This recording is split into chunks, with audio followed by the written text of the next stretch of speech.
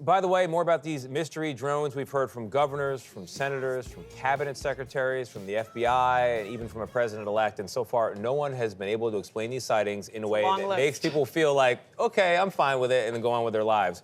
People are worried. So here's the situation. There's nearly 800,000 drones registered with the Federal Aviation Administration. Now, these drones, or maybe other drones, or maybe not even drones at all, have produced thousands of unexplained sightings up and down the East Coast over the past month. The authorities have tried to calm people down by saying that some of the sightings are duplicates and some are merely airplanes operated legally. But they also admit, yes, there are drones up there, and they don't know where the drones are coming from or who is operating them.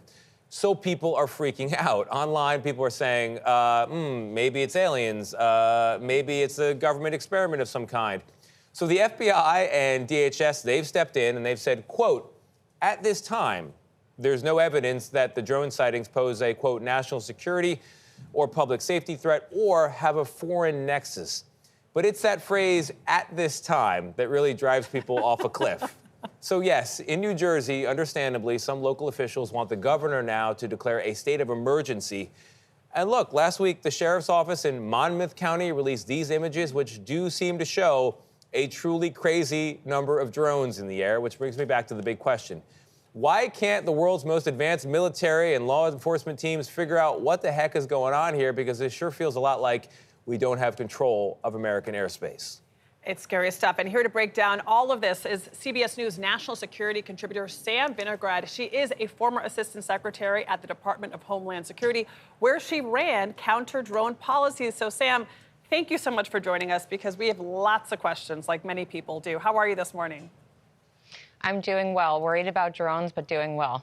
Okay, so you're worried. That alone is something that we should all just note here. Do you think the government knows more than what it's telling us? I don't think the government currently can assess who's responsible for these drone sightings.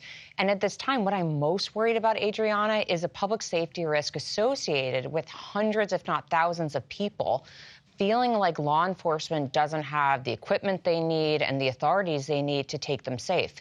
Anytime you have a panicked public, there's a public safety risk. And in this environment, when law enforcement has been unable to provide answers, understandably, because it is incredibly hard to track drone operators.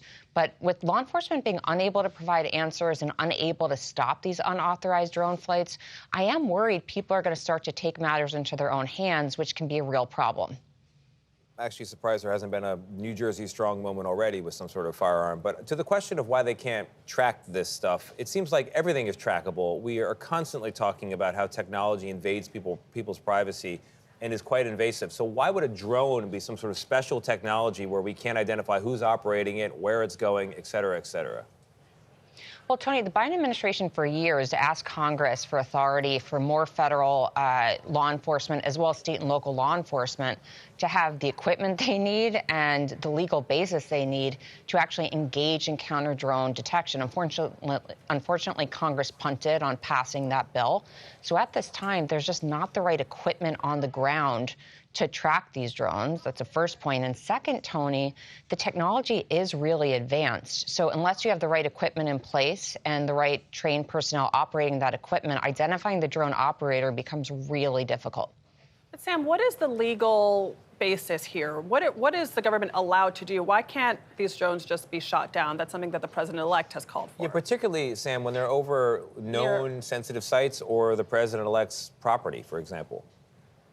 Well, drones are always going to have the upper hand until federal, state, and local authorities have the authorities and the equipment that they need to safely mitigate drones. I don't recommend that anybody try to shoot down a drone. The falling debris could pose a real public safety risk unto itself.